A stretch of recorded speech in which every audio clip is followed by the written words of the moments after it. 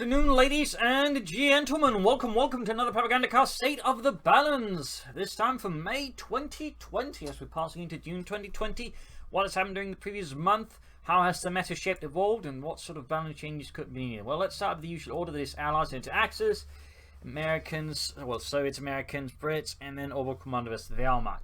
Starting with the Soviets, I mean, they continue to be, one of the strong factions all around with no, immediate weaknesses in a sense, since, they got strong early game, mid game, late game. The field guns are incredibly potent. I still feel like are utterly overtuned, basically an anti-tanker with 6 men that also doubles as artillery remains, I think, just too good, and they honestly need to, tone it down in some way. Either lower the crew numbers, minimize the impact of the barrage, or make it less great against tanks, but something's gotta give. Something has gotta give, because it's basically overperforming in my opinion.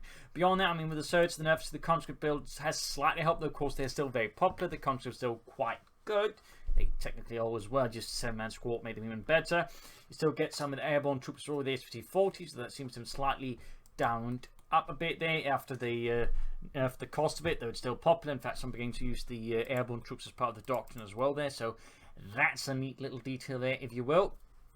Beyond that, I mean, largely the same, go for a lot of field guns, stall into tanks. KV-1's starting to become more prominent again. Now the IS-2 is less amazingly good. The KV-2 also remains popular. So overall, metagame hasn't particularly changed in team games. It's certainly heavily focused towards field guns and H-35s in a lot of matches, which are very difficult to deal with, since again the field guns basically cover most of the spectrum, plus a few tanks can be very difficult to close in on, and German artillery in most cases isn't quite sufficient to deal with it either. So again, the T-70 also remains, I feel like, overtuned as well, just way too good for its cost, and could do with some sort of weakness to tone it down and offset its other strengths, but that's really it. I mean, a good faction, a bit too good, but for the most part, nothing utterly busted, arguably. With the Americans, not much has changed there either. I mean, heavy cavalry remains somewhat popular. Mechanized remains very popular. Urban assaults, of course, also has its popularity. And just, there's a good selection of variety with the Americans. In 1 vs. 1s, lieutenants, Stuart light tanks very popular. In team games, it's more captains and pack houses and anti-aircraft craft tanks. So there's some, shall we say, division of choices there.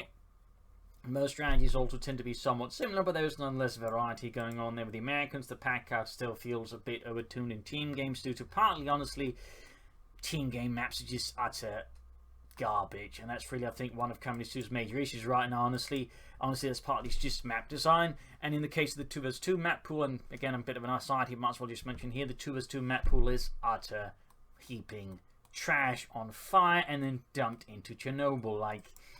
The 2 vs. 2 map pool just needs to be purged with a capital P. But back to the Americans, not really much there. I mean, nothing that particularly stands out as such, except again the pack howitzer and maybe the M1 anti-tank, which again feels like just utterly overperforms versus medium armor with its high rate of fire. But that's really, I think, my only major complaint there. That perhaps again the rifle also feels still a bit overtuned as well, but nothing, I think, critical.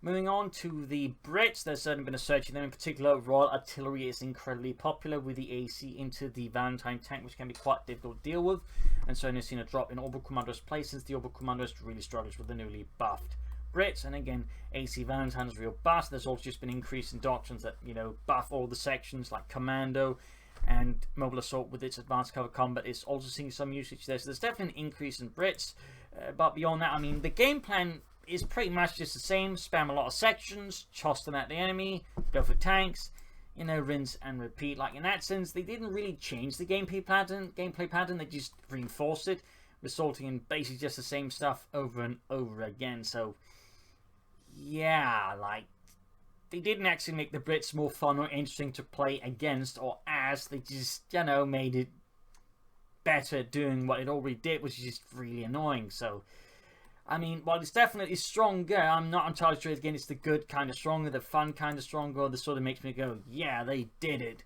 kind of stronger. Again, they didn't. They kind of went, again, 2 steps back and just went back to the old Brits, which again was just spam sections, overwhelm the enemy with armor. It's just, could we please just not go there again, Relic? So, Definitely some issues there. Again, the AC into Valentine tank, definitely a problem. I think the AC honestly needs to be nerfed. Like, when they buff the sections that much, the AC needs to be toned down. Like, it's just too effective. It's because it can hit so fast and just quickly shut down things as well.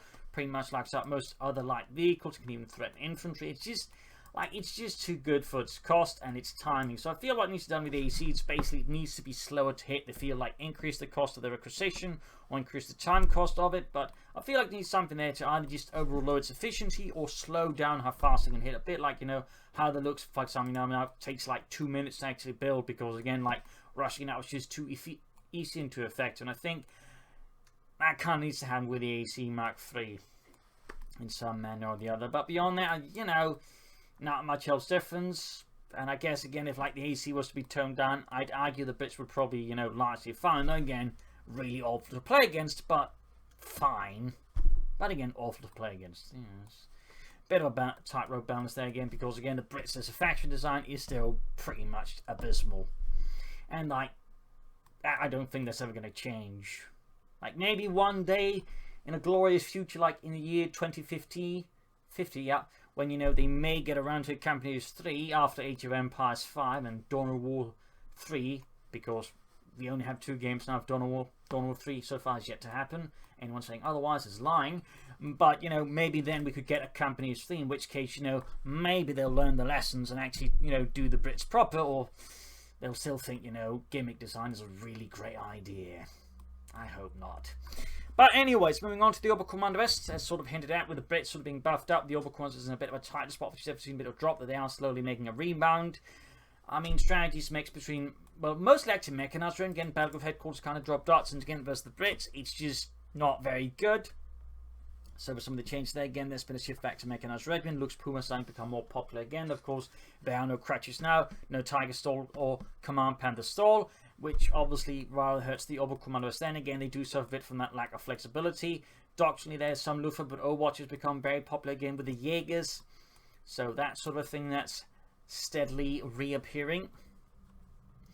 But I mean, overall, the situation in the Oberkommando West is a bit weird. And again, part of it's just, and again, they pushed the Brits the way they did, and some other slight changes, so it's a bit tough to come up with anything there for the Oberkommando West. And again, maybe just some slight turning down the British might help the Oberkommando West out there, or maybe need to buff the MD-34 bit or something like that. It's a bit of a tough call. I'm not entirely sure I've got the answer to that one. I mean, overall, the Oberkommando West is still in pretty good position. As the Suits and the Americans, it's not like the Oberkommando is bad at all, but the matchup versus the British is considered not very good at all. So that is something to keep in mind there. Finally, moving on to the Wehrmacht.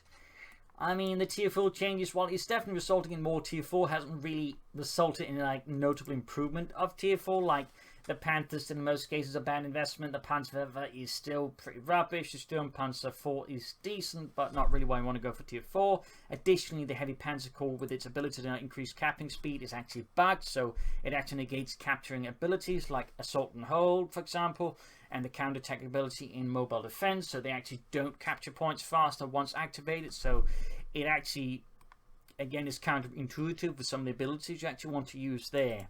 That's a bit of a note there. Additionally, Grenadiers are increasingly just being phased out of most of the Wehrmacht build orders. It's either Ostrom, 5-man Grenadier squads, which is really the only sort of heavy like Grenadier build that sees any usage. That was Tier 2 skips, or it's Assault Grenadiers. The basic Grenadier, I think, is largely for most players considered basically not worth it. And of course, this is probably an artifact from Companies 1. Again, the Fulton Grenadiers was kind of like not great.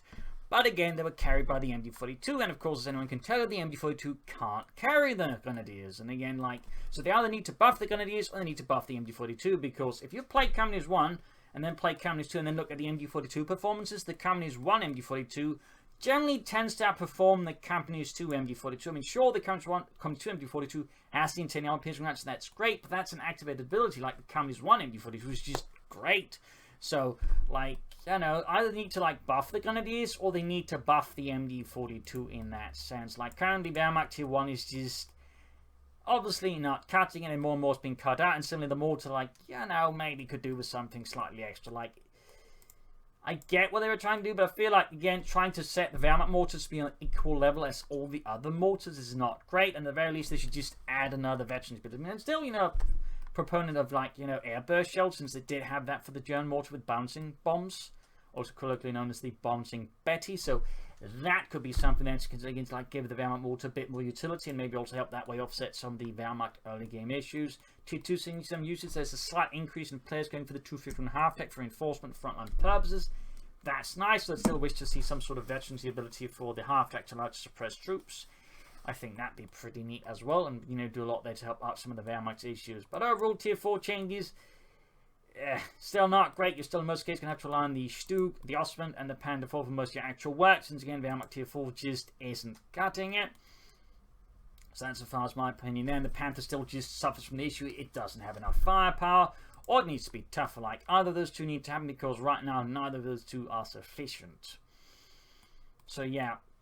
Look at Wehrmacht tier 1, something needs to be improved there, either the MD-42, the Grenadiers, and I feel like they could do to also polish up the mortar and the 250 on half-tech a bit. Again, some active abilities I think could be the way to do it there. Beyond that, not much really to report there. Again, the overall also main issue is just 2vs2 map pool is garbage, and map pools actually impact a lot there on balancing as well, and you know, just how the overall game can flow. And in particular with the 2vs2, this is pretty bad due to the 2vs2 map pool. 1vs1 actually has a pretty nice set of maps there. There are some bad maps obviously, but I mean, compared with the 2vs2 map pool, the 1vs1 map pool is, you know, acceptable. It's fine. It's actually got some good maps, some interesting maps, and some maps that allow for a varied gameplay, whereas a lot of the 2vs2 maps just don't have that. So really a big project should just be, you know, taking a torch, burning most of the 2vs2 map pool, and burning it beneath a sarcophagus, you know, Chernobyl style, because again, that is some straight up horrific stuff there. So that sort of roughly covers the state of the balance here for May 2020. Some improvements, some not improvements, and glaring issues with the Wehrmacht continue to remain, as Relic remains very much committed to not fixing the Wehrmacht in any notable manner at this point. So there you go. Hope you enjoyed this video. Hope you learned something from it. If you did, subscribe, like, share, all that jazz. And also, like you do, can donate or pledge on Patreon. Will help me out a ton. Allow me to keep doing these videos, as I am very much reliant on financial support to keep doing this, as this is actually rather time-consuming stuff. So any donations would be most appreciated. Would make me most happy. So anyways, thank you all for joining in, and see you all another time. Cheers.